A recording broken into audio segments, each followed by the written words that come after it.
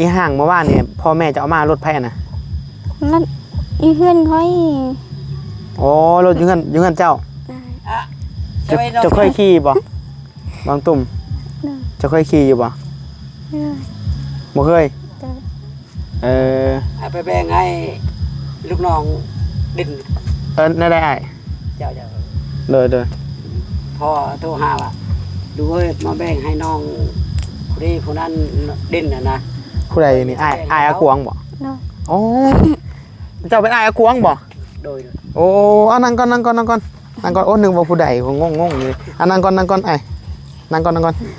อันมาแต่ใส่นี่ห้วยหอกโอ้สิมาปั่นดินบ่ปั่นให้อากวงโอ้เบิ่งพอบังเบิ่งตุ้มถอนไม้ให้อ้ายดูคราวนึงเบิ่งผู้นี้เป็นอ้ายอากวงแท้ๆบ่โอ้เบิ่งเด้ออ้ายเด้อเอาจะคอหนีบไม้จะคอเสียเบิ่งเด้ออ้ายสิมาปั่นดินให้อากวงบ่โดยโอ้นี่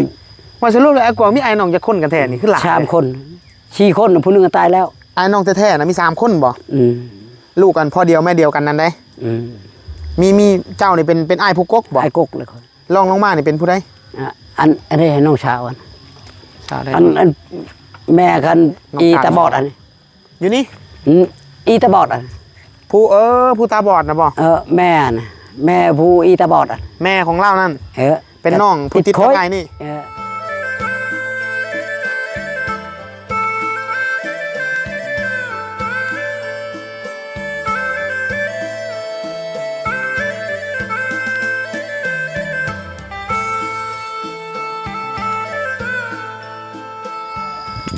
สบายดีพี่น้องเบอร์สุขุทุกคนมื้อนี้บิลลี่สิเข้ามางานดองพี่น้องมาเบิ่งงานดองอยู่บ้านน้องตุ้มบ้านผัวน้องตุ้มมันบ้านน้องตุ้มสบายดีน้องล่ะสบายดีผัวเจ้าไปไสนี่ไปดองเจ้าได้จ้ะไม่นี่นิดนี่เจ้าฮักกะมาบ่โอ้ฮักกะมาแต่ดองอ้ายก็ว่าอยากไปดองอยู่ผัวเจ้านี่ถือว่าพี่น้องเลยได้กับเจ้าของงานดองนี่เนาะโดยพี่น้องเอาดองบ้านเจ้ามันเขาเจ้าคือเฮ็ดต่างถือว่ามีอันห่านขายเครื่องมีอันอีหยังต่างๆต่างหมู่เนาะอยู่พี่เนาะโดยเขาเจ้ากำลังเปิดเพลงพี่น้องเอ้ยเนาะโอ้สิแล้วเราบ่ดองนี่โดยตอนเช้ามันบ่คนหลายแม่นบ่โดยอันนี้เขาเมื่อยอยากเบิดแล้วยังบ่เขาสิอยู่ฮอดประมาณจักโมงนี่คืองานดองอยู่บ้านเจ้านี่3 โมง3 โมงบ่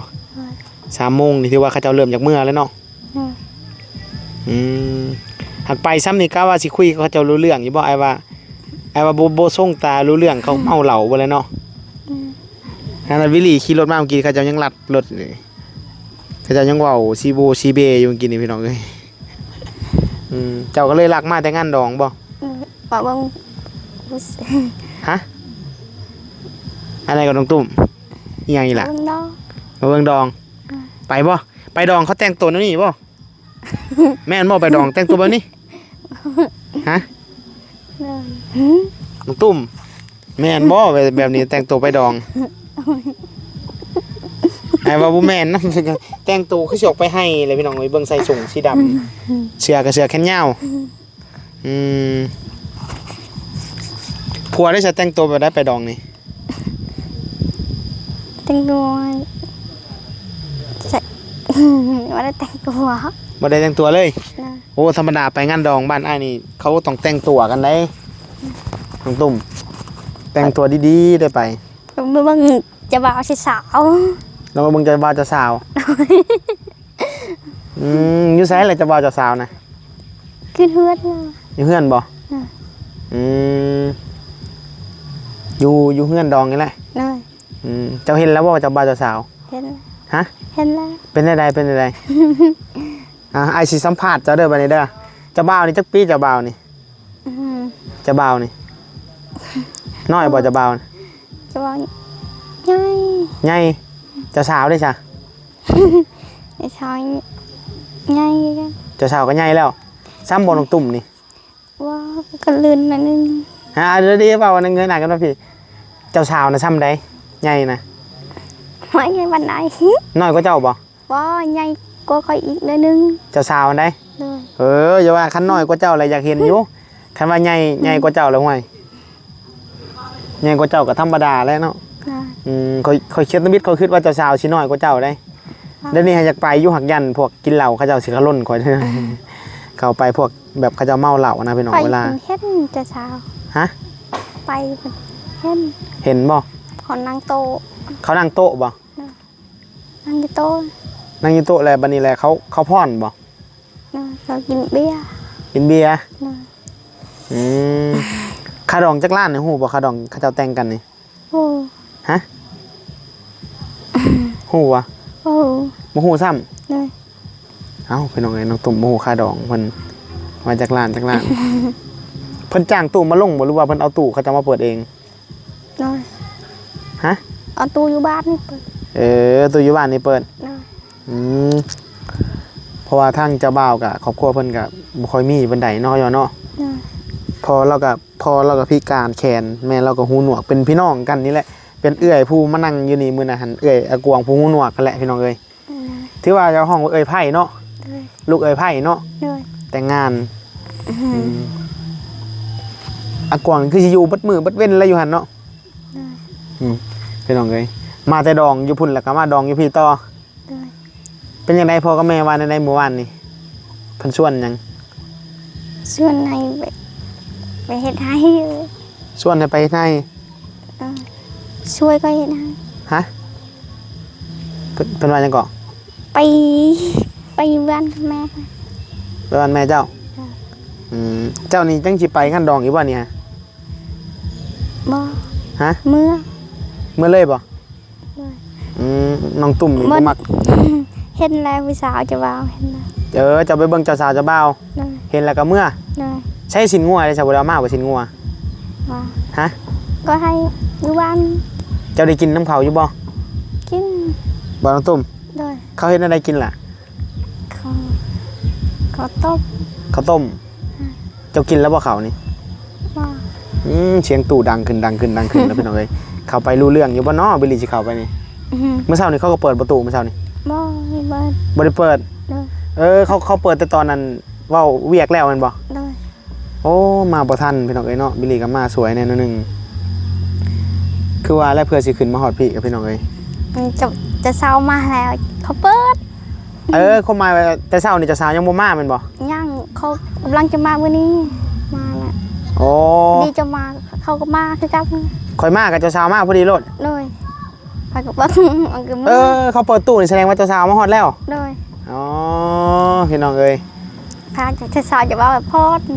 พรน้ำกันแม่นบ่ เลย พรอีหยังเปิดเพลงแดนนี่เพิ่นสิเข้าใจ พอดเปิดเด็ดพอด เปิดเพลงแดนก็พรบ่ เลย แม่นบ่ธรรมดาในงานดองมันต้องลำวงหรือว่าหยังทำนองนี้ได้จังสิพรนํกันได้ เขามักเพลงเด็ด คันเพลงแดนแล้วห้องว่าเต้นเด้ เลย เขาบ่เอิ้นพรเด้น้องตุ้มเขาเอิ้นว่าเต้นนี่ล่ะคันเพลงแดนแลนเต้นซักแงกๆๆๆแล้วผู้ซักกะเจ้าก็เต้นเป็นบ่ ว่า ฮะ โอเค เล่าแบบว่าเราสิอยู่แต่สังคมแบบนี้ฉะนั้นเราสิแล้วเราไปพอเป็นหีบเป็นข้องน้อยนึงแล้วก็พบมาไปหน่อยมาลีอยู่กระตูบกระแตบน้อยๆเพิ่นนี่แหละอยู่กระตูบเพิ่นก็บ่ได้ไปทางใดบางคนเป็นหยังว่าบิลลี่คือเขามาหาน้องตุ่มคู่มือแต่คือบ่ไปทางอื่นนะทางอื่นบิลลี่ก็ไปคือกันพี่น้องเนาะแต่ว่าบิลลี่ก็เอ็นดูน้องตุ่มนี่นะพี่น้องเอ้ยก็เลยว่าเขามาถ่ายเราตลอดพี่น้องเอ้ยก็มาอัปเดตให้พี่น้อง FC เนาะได้เบิ่งนํกันแหละแต่ละมือก่อนบิลลี่สิไปบอลอื่นบิลลี่ก็มาแวะหาน้องตุ่มอยู่นี่ก่อนแล้วก็จังสิเลาะขึ้นไปตุ่มอันงานเขาจะจัดแล้วแต่มื้อนี้มื้อสุดท้ายเด้เนาะ เลยมือสุดท้าย ค่ำๆเขาเมื่อเลยเนาะ เมื่อ โอ้วัยรุ่นอยู่บ้านนี่คือสิเงียขนาดเนาะ อากวางบ่เป็นหัวหน้าแก๊งแถวบ้านนี่ ฮะไปบ่ไปเบิ่งอีกบ่ไปบ่ บ่น้องตุ้มฮะ ได้ไหมครับ คันไปตอนนี้เขาสิจับเจ้ากินเบียร์ได้เนาะ ว่า ฮะ กินมันได้ กินบ่ได้ถึกแล้วกินเบียร์บ่ได้นะ เขาไม่เคยกินเบียร์ ผัวเจ้าได้ซะ ว่า ผัวเจ้าเด้บ่กินบ่เบียร์ มันเมื่อกี้ ไอ้เนาะแต่ว่าห้ามกินได้เรื่องเว้ยน้องตุ้ม บัดนี้ฮะคันสมมุติว่าอยู่นี่น่ะเฮ็ดเฮือนครัวอยู่นี่เห็นบ่พ่อจะบอกว่าให้เอาผ้าบัดมาอยู่นี่เนาะเม็ดอยู่นี่แมันบ่เดี๋ยวอ้ายสิซื้อผ้าบัดมาใส่อยู่นี่ให้กวางตัดลักไปเด้อนี่ลักอันประมาณซ้ำตัวเจ้าอันกายอันตัวนั้นน่ะลักแบบนั้นเด้อสิมาเฮ็ดลักเฮ็ดพังอยู่นี่นะมึงบ่สักเอาลักชุมมันใหม่นี่ก็ได้น้องตุ่มชุมมันใหม่แบบนี้แหละเอามาขุดให้มันเป็นหู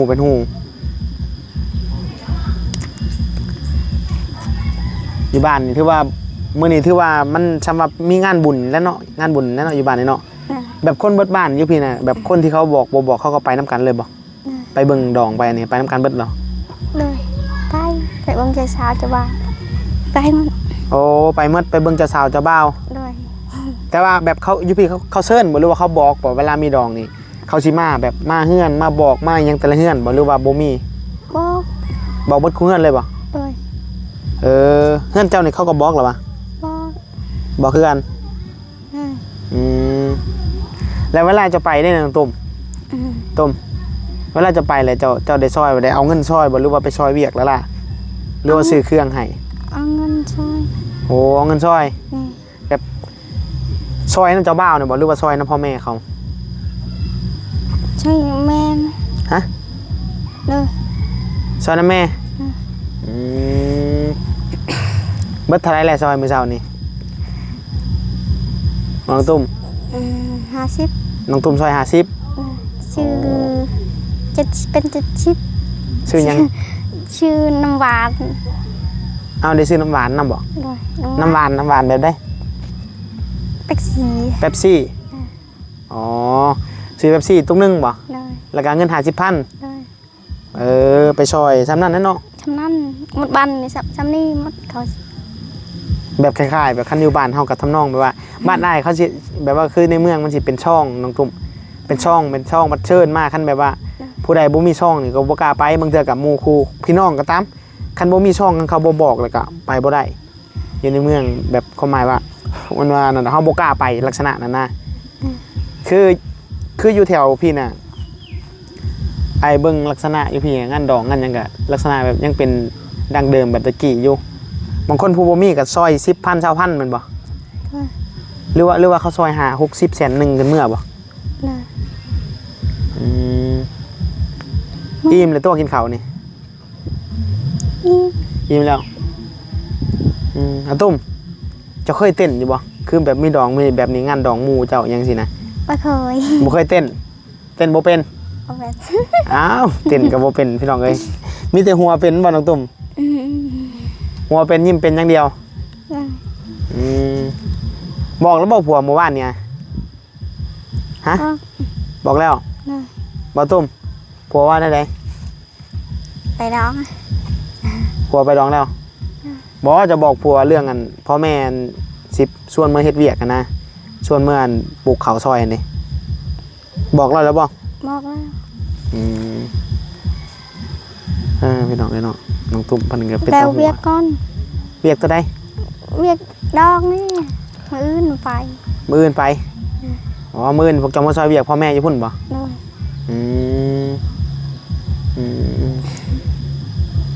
ให้แม่ไปเอาให้แม่มาบ่มีรถไปเนาะมีรถให้แม่ยืมรถอยู่บ้านยืมรถอยู่บ้านอันรถอันอีห่างเมื่อวานเนี่ยพ่อแม่จะเอามารถไผน่ะรถอยู่เฮือนค่อยอ๋อรถอยู่เฮือนเจ้าจะเคยขี่บ่บางตุ่มจะเคยขี่อยู่บ่บ่เคยไปแบ่งให้ลูกน้องดินได้เจ้าเลยพ่อโทรหาว่าดูมาแบ่งให้น้องผู้นั้นดินนะผู้ใดนี่อ้ายอาควงบ่โอ้เจ้าเป็นอ้ายอาควงบ่โดยโอ้นั่งก่อนโอ้นึงว่าผู้ใดผมงงอยู่นั่งก่อนไอ้นั่งก่อนอันมาแต่ใส่นี่ห้วยหอกโอ้สิมาปั่นดินบ่ปั่นให้อาควงโอ้เบิ่งพอวังเบิ่งตุ้มถอนไม้ให้อ้ายดูคราวนึงเบิ่ง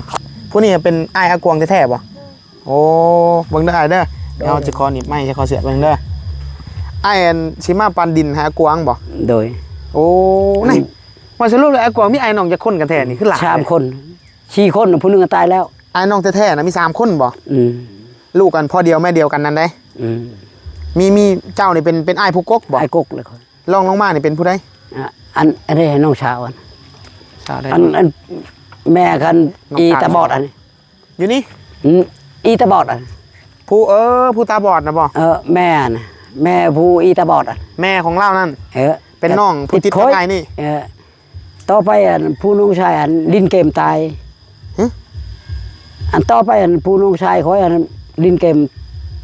คือว่านอนไล่ไปเลยอันตอนนั้นน่ะคนนี้ น้องชายเจ้าเสียแล้วบ่ผู้หนึง เสีย น่ะ แล้ว มี4คน กับต่อไปละแล้วผู้นี้ละอันพวังพวังนี่ เออ ต่อพวังละผัวเรานี้ ผู้นี้หั่นมัน ร้อย ตุ่มมาเป็นผู้น้อยชุด ผู้ร้อย ผู้ร้อย แม่นแหละ เจ้ามาปั่นดินให้น้อง จิปันดินให้น้อง โอ้สิปั่นค่าได้แหละกาว่านี่ ข้าได้อันดินแต่ว่ามันบ่กว้างอันแถวนี้นะ ดินฮอดใช้ดินเจ้านี่ แถวนี้เนี่ยข้านี่ครับปลูกนี่ข้านี่ ค่านี่ นี่ ฮอดบ่รถจอดอยู่กับแม่นบ่ อันนั้นแต่ว่าบ่ฮอดอันนั้นแต่ว่าเฮาเฮ็ดเดินก็ได้แล้วแต่ของเฮาอันนั้น อืม แต่ว่าดินเฮาแท้นะข้านี่นี่ โอ้บริเวณนี้ โอ้ คุณเฮาเอาเท่าอย่างนี้อันเพราะว่าไอ้เอ้ยเจ้ามาปั่นให้แน่ดินนั่นคันน้องชายสิตั้งทางนี้แล้วเฮาจะตั้งทางพุ้น แบบมันพูดผู้ชายพูดน้องเคยบ่ผู้นี้นะ อ้ายไอ้ไผน้องเคย อ้ายบ่ อ้ายเลย มันจะคนกันแถบไอ้น้องจังนี่คันผู้นี้ก็เป็น4คนเป็น5คนผู้นแหละ ชี้คน ตอนนี้ยัง4บ่ ยัง ตะกี้น่ะมี5บ่ เดี๋ยวนี้ยัง3 คนชี้คนผู้หนึงตายเหรอ เด้อเขาสิถามเด้อ1เจ้า อืม แล้วก็2กวางเนาะ อืม 3แล้วผู้ตาบอด บ่แม่นอันนั้น เอื้อยแม่ผู้ตาบอด อันนั้นมันน้องเฮาแม่ตาบอดอันน้องเฮา น้องแท้ๆแล้ววะ น้องแท้ๆแหละ แล้วบัดนี้ผู้เลยผู้แม่ตาบอดไปแล้วผู้ใดอีกบัดนี้ แล้วผู้อยู่น้ำเฮาพุ่นอยู่เฮือฮอก เออ แล้วตาย ก็ยังเหลือแต่เฮา3 คนอากวง แล้ว ชัง แล้วผู้อยู่ในเฮือนน้ำพรชื่อเจ้าได้จ้ะ ร้อยอากวงกับชังชื่อ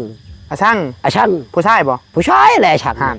มันก็บ่เป็น3แล้วก็4แล้วกันมี บ่แม่นอันนั้นเคยได้น้องชาวเว้านี่เด้อ น้องสาว น้องชาวอันนั้นบ่แม่น ไหนวะ น้อง เด้อทับไม่เด้ออาตุ้มผู้แม่ตาบอดนั่นแม่ผู้ตาบอดนั่นเป็นน้องแท้ น้องเฮา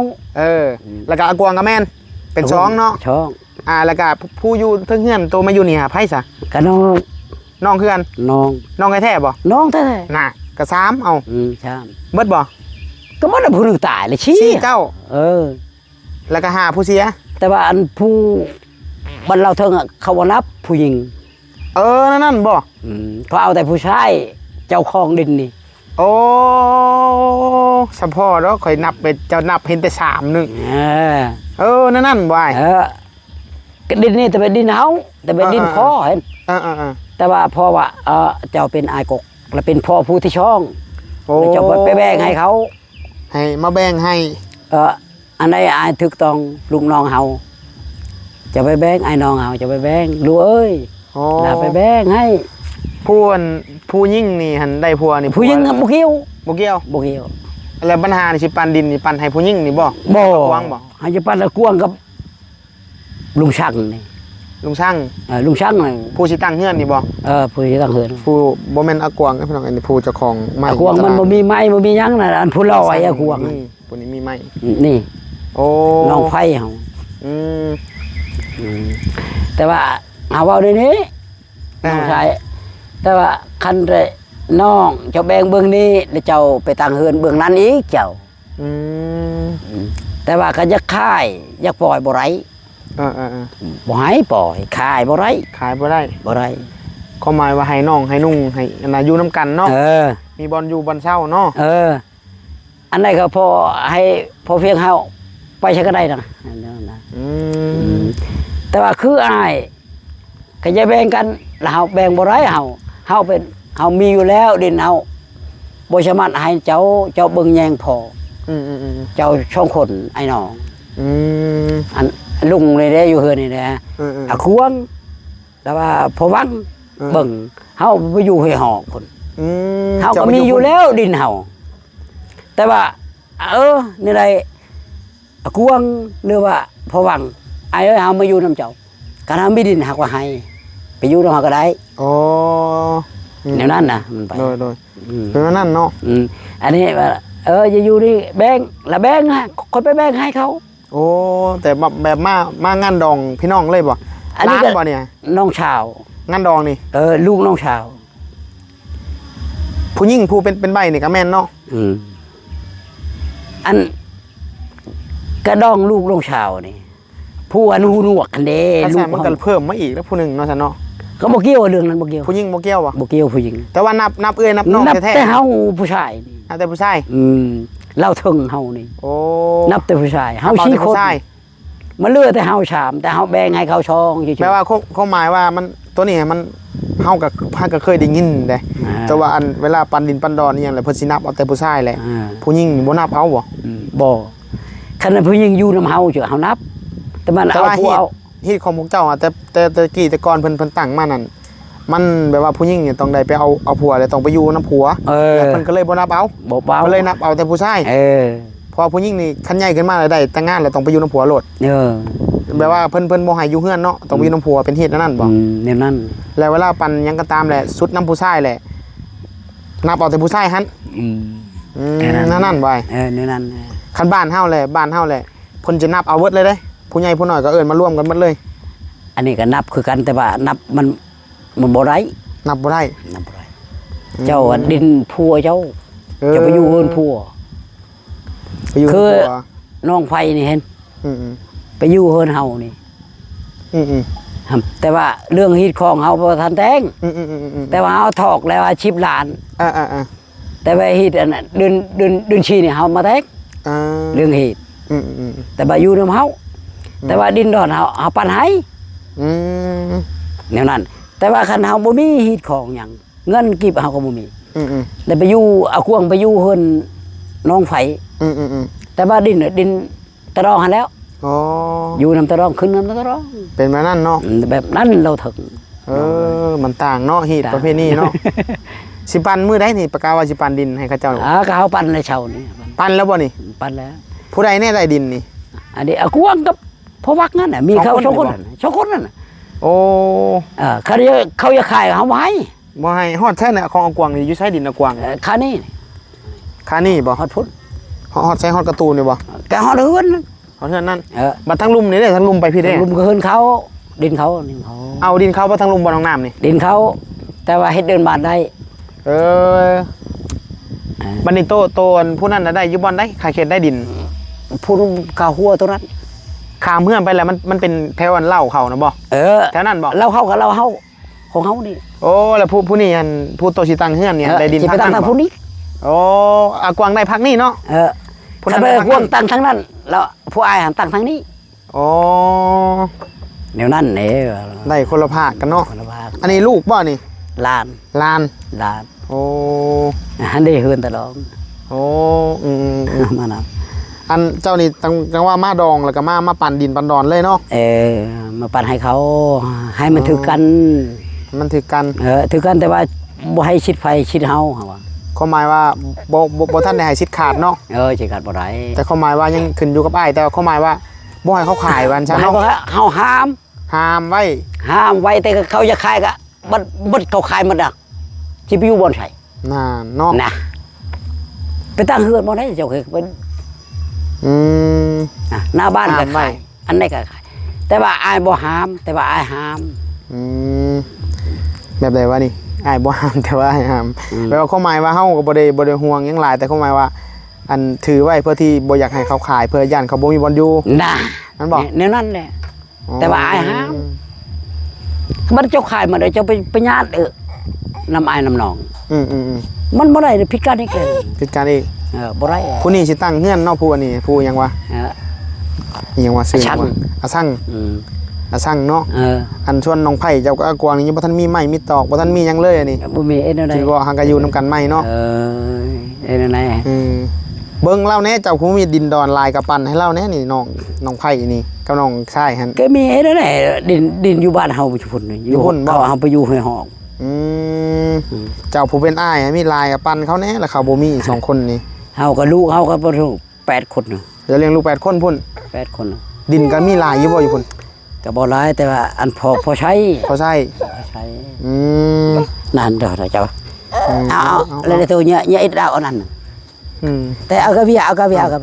ไปแล้วบ่ได้บ่เคยยี่ปีคนนั้นดาวจังปีคนนั้นว่าเจ้าก็มาพี่ตลอดบ่เจ้าบ่เอามื้อนั้นเราค่อยก็มาโอ้มื้อก็มาบ่มามื้อเจ้ามาแบ่งเขามากับไม่ลินนั่นเองมาตอนเจ้าแบ่งชุงเชื้อให้ลูกหลานค่อยก็มาโอ้ค่อยมากับไม่ลินนั่นชื่อฮอดชื่อไม่ลินพุ่นบัดนี้ก็บ่ชื่อให้ FC เพิ่นชื่อฮอดชื่อไม่ลินเด้อแบ่งบ่อยู่พุ่นบ่ค่อยแบ่งแม่นน่ะเนาะเจ้าสิไปดองต่อบ่นี่บ่อยู่มื้อสิมื้อแล้วแบ่งจะไปดองเมาแล้วเนาะบ่ชำนี้พออิ่มแล้วพอโอ้พอดีชำนี้พอคือว่าเมาบ่ชำนี้เมาบ่คันเมาอยู่ไปเลยจะอุ้มลานไหนพอดีม่วนอยู่ชื่อพอดีม่วนเนาะพอดีว่าม่วนตุ้มผัวเจ้าก็สิเมาว่าแบบนี้บ่เป็นดังเนาะและอันน่ะอยู่ดองยังบ่มาจำได้แล้วอ้ายเราสิมื้อก่อนเพิ่นเอาไอ้เนาะเพิ่นมาปั่นดินปั่นดอนค่อยก็บ่ได้ฮู้ได้นี่อันนี้ฮู้น้ำเขาอยู่ว่าเขามาปั่นดินปั่นดอนให้ผัวเจ้านะบ่ฮู้บ่เอาบ่ฮู้คือกันบัดนี้แต่ว่านี่ลูกเอ้ยเอาควงนี่เด้อกับไอ้ช่างกับเฮานี่เฮาจุ่มพ่อแม่พ่อคนเดียวกันพ่อเฮาพ่อคนเดียวกันแต่อันผู้อันหูนัวคันเขาจุงแม่เขานะมีจะคนเขาจุงแม่นำจุงแม่เดียวพอเดียวเขามีแต่ชอบคนกับผู้หูนัวกับอะไรก็แม่มันหน้าเขาช่องคนเข้าผัวแม่มันหน้าบ่แม่มันหน้าผู้ได้แม่มันหน้าเราคนมันแสลวพุ่นเฮาใจผัวเราเนาะผัวเรากับหูนัวกันไปดองคิงคิงบ่คิงเลยพอเดียวแม่เดียวเลยแต่พอเราตายแล้วแม่เฮาก็ตายแล้วไปล้มกันก็เอาเมียแม่เขาแล้วได้กวงกับพ่อวักโอ้เดี๋ยวนั้นนี่มันไปเนาะแต่ว่าน้องเฮาปะบ่ไรเบิ่งเขาแน่เจ้าก็อาจจะบ่เป็นอ้ายและเบิ่งเขาแน่เขาบ่มีกันอันใดก็แล้วแต่ว่าเบิ่งก่อนแต่ว่าอ้ายก็บ่มีคือกันแต่ว่าพร้อมกันเบิ่งกันนี่พร้อมกันเบิ่งกันนั่นแหละเนาะต่างคนต่างบ่มีแต่ว่าผู้พ่อเห็นโอ้ยลูกเอ้ยเฮาอยู่นำลูกคนนี้ก็แล้วแต่อยู่นำผู้นั้นก็เฮือนมันอยู่ลูกผู้นั้นก็เฮือนมันแนวนั้นนะพ่อมันพอแบบมันหัวหน้าอยู่แล้วล่ะอยู่ใช่ก็ได้เราบ่ค่อยวนนำผู้ใดเนาะเราอยู่แต่ของเราเนาะสั่นแต่หวดสั่นแต่มวยเนาะคันมักบนไหนอยู่บนนั้นก็ได้คันลูกผู้นี้บ่หักไปอยู่คนผู้นั้นลูกผู้นั้นบ่หักแต่ความหมายว่าสิทธิ์ของมันพ่อนี่ความหมายว่าไปอยู่น้ำลูกคนไหนก็ได้ป่ะได้ผู้ชายได้ผู้หญิงได้สั่นผู้หญิงก็ได้โอ้แล้วแต่เราอยากมักอยู่แล้วแต่เราเคยไปอยู่น้ำเจ้าอยู่บ้านอยู่บ่พอที่จันโอ้คันเจ็บใครไอ้หนุ่ยก็ค่อยนี่ไปปัวเขาค่อยนี่ไปเห็นมือนั้นน้องไฟไปลมค่อยบอกงั้นเจ้าเอาไปเฮาไว้แล้วเอาไปหมอคุณค่อยบอกเจ้าก็มาบ่ค่อยไปมาค่อยเห็นเจ้าเอาไปในโทรศัพท์บ่เบิ่งในโทรศัพท์บ่จักแล้วสงสัยเบิ่งในโทรศัพท์และขนาดนี้แต่ลูกมาแต่ละเถื่อนเราก็เห็นหมดโอ้แม่วันน่ะเจ้าเจอเราไปชื่อเจ้าขี้แต่ แต่ว่าไปบ่ฮอดบ้านคาตอนฝนตกคาอยู่พูนไปเจออันเด็กน้อยผู้เลี้ยงควายเลี้ยงงัว โอ้สิ FC เฮาเลยนี่ FC เฮาได้ก็เยอะเอาก็ซะเดียวเฮาสิถามน้องตุ่มก่อนเด้อเดี๋ยวขอบใจหลายๆเด้อที่ว่าปันนินปันดอนให้เท่าเอาอากวางเพิ่นบิลลี่กับน้องเฮาบ่ให้อึดดอกเรื่องนี้เบิ่งเขาแน่เจ้ากะน้องตุ้มฮู้แล้วว่าผัวตัวเองได้ดินได้ดอนฮู้แล้วเอาผัวบ่ได้บอกบ่ฮู้ซ้ำเอ้าเพิ่นยังบ่ทันบอกก็มาโอ้บัดนี้ฮู้แล้วติบัดนี้เฮ้ยไอ้ซับซ้อนนี่เนาะไอ้ก็งงปวดหัวคือกันได้นี่นะเอากระสันกะเดียวไอ้สิกลับก่อนเด้อกระสันเด้อว่าสิไปดองเขาสิบ่ไปเสียงตู้ตึมๆสิไปจอบเบิ่งก่อนคันแม่นว่าเขาเจ้าบ่เมาหลายก็สิเข้าไปแวะอยู่หน่อยนึงถ้าเขาเจ้าเมาหลายก็บ่กล้าไปเด้จังได๋เขาเจ้ากอกเหล้าใส่ปากก็บ่ได้มื้ออะไรอยู่หั่นแล้วเบิดมื้อหั่นเอากระสันเดียวไอ้สิกลับก่อนเด้อนั่นล่ะเอาสบายดี